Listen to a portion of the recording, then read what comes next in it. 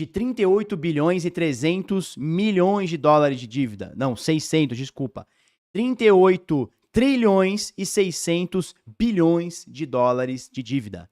Cada dia que passa, maior a dívida do governo americano, que é a maior economia do mundo, né? Ou seja, é uma economia baseada em dívida. Agora, você tem a dívida americana, significa 124% do PIB. Sabe o que é o PIB? O Produto Interno Bruto. Tudo que um país produz, o governo americano deve mais do que tudo que tem produzido no país.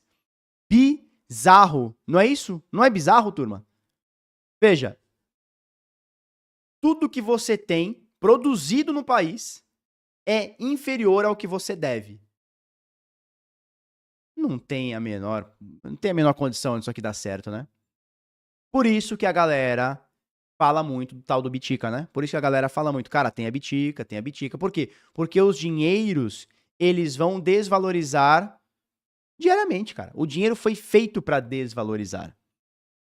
O dinheiro foi feito para desvalorizar. Ele foi feito para que você, poupador, tenha menos dinheiro ao longo dos anos. Por mais que você ache que nominalmente você está ganhando grana poupando em reais, no longo prazo você está perdendo grana quando você está em real, quando você está em dólar. Por quê? Porque as coisas, elas vão inflacionando. O poder de compra do dinheiro vai diminuindo. Então, o governo precisa desvalorizar o dinheiro, porque quanto mais desvalorizado é o dinheiro, menor é o poder da dívida que ele tem. Então, a fórmula dos governos é muito simples. É assim, ó, eu crio uma impressora, imprimo o dinheiro, dou um stop, foda-se, saio imprimindo. Então, eu tenho a máquina de gerar dinheiro. Não contente com isso, eu pego esse dinheiro e gasto mais do que eu consigo imprimir. Olha que loucura. Não é que eu gasto mais do que eu arrecado, que já seria um crime. Não, eu gasto mais do que eu arrecado e mais do que eu consigo imprimir. Então, no final das contas, o que nós temos? Uma impressora que não para de trabalhar, um governo que consegue gastar mais do que isso e arrecadando sem parar, sempre recorde de arrecadamento, de arrecadação, desculpa. E aí, o que nós temos? Nós temos o próprio Banco Central, ou os bancos centrais, precisando obrigatoriamente desvalorizar o dinheiro de cada país, porque senão a dívida fica impossível de pagar. Já é impossível de pagar. 38 trilhões não vai ser paga. Não existe pagar a dívida de 38 trilhões. Ela só vai aumentar. Daqui, no meio do ano ela está em 40. Pode escrever o que eu falo. No meio do ano a dívida está em 40 trilhões. É impagável. Entendeu? Então você hoje tem um brasileirinho nascendo agora que ele vai arcar com toda a dívida que foi contraída no século passado, na década passada, hoje. E o cara tá nascendo agora, ele vai ter que pagar por isso no futuro. Nos Estados Unidos a mesma coisa. O cara que tá nascendo hoje não tem nada a ver com isso. Ele vai pagar por todo o mando e desmando do político. E é por isso que a gente fala, cara, Bitcoin tá muito barato, para de olhar preço. Para de olhar preço, irmão. Você tem que olhar isso aqui, ó. Você tem que olhar no M2, cara. M2, Fred. Você tem que olhar para isso aqui, ó. São esses dados que você tem que olhar. Você tem que olhar para a impressão de dinheiro.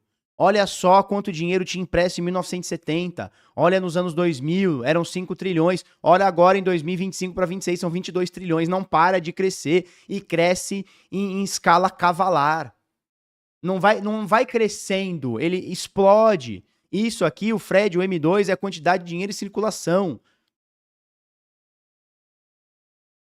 Então os caras não param de imprimir dinheiro. E mesmo imprimindo dinheiro e arrecadando de forma recorde, os caras ainda conseguem ter uma dívida ainda muito maior, uma dívida impagável. Então é natural que eles imprimam dinheiro e desvalorizem o dinheiro.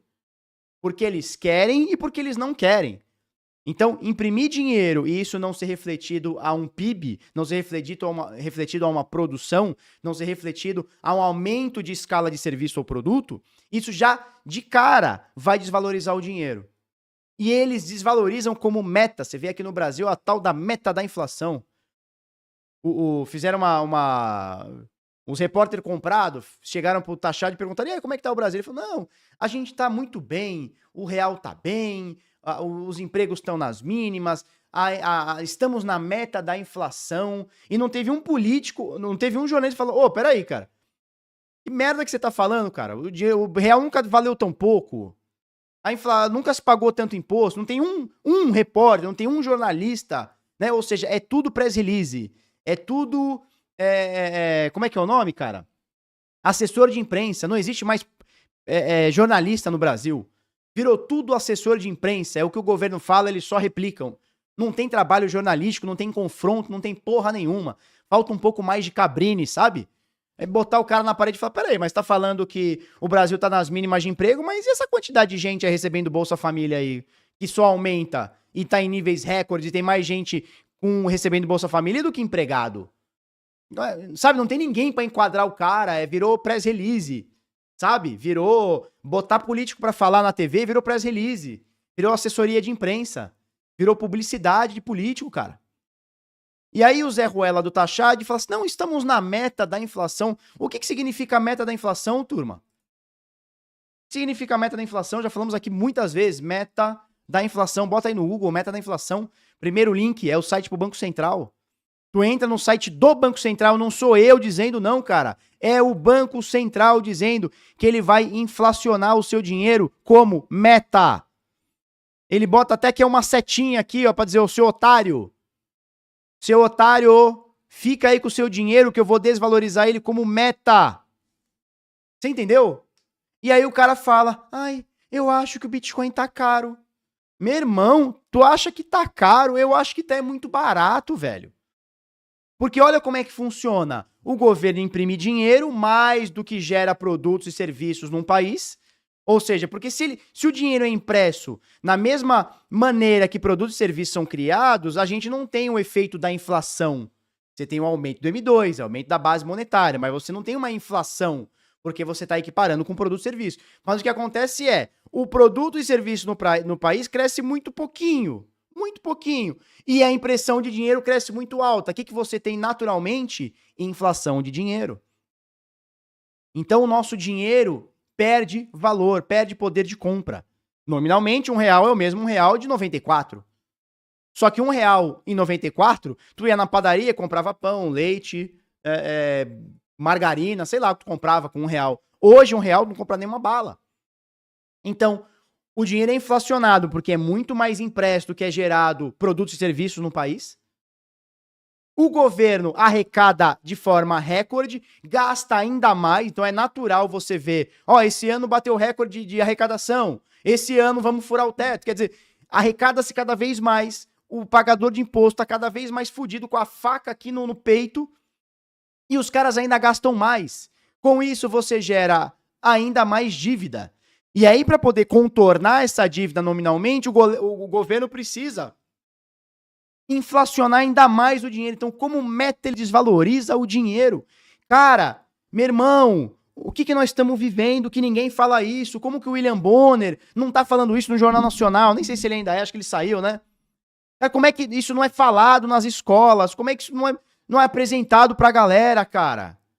Como que isso aí virou, falar de meta da inflação, virou algo, bom? Aí chega no final do ano, o Taxade vem e fala assim, olha, estamos mantendo a meta da inflação, olha como a gente é bom.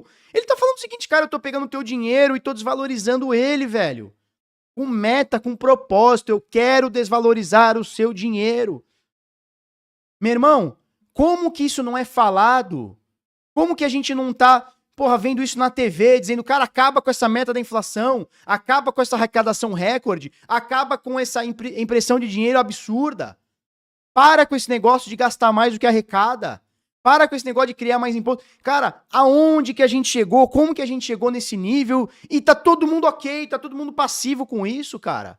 Não, eu não tô passivo com isso, não. Eu compro Bitcoin, eu shorto o real, porque não é porque eu sou contra o real, o governo é contra o real. Quando ele bota a meta da inflação, o governo tá dizendo, eu não quero valorizar o real, eu quero desvalorizá-lo.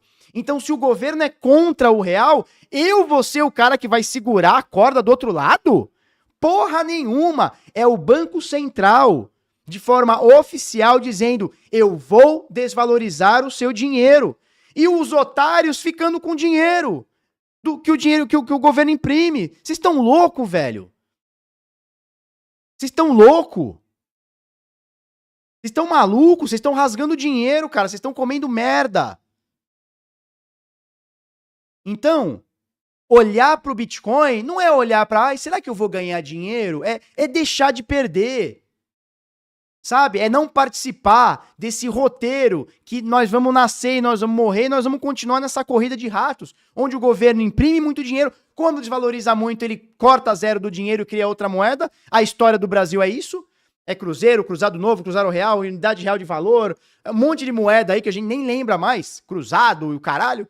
Aí ó, agora chegou no real, tá um pouquinho mais estabilizado, mas se você vai ver, de 94 pra cá, hoje nós estamos em 2026, a gente tá falando de 32 anos, é isso? 32 anos, né? São 32 anos de plano real, o real já perdeu mais de 90% de valor, acho que 87% para ser exato, 80%, 87% de valor.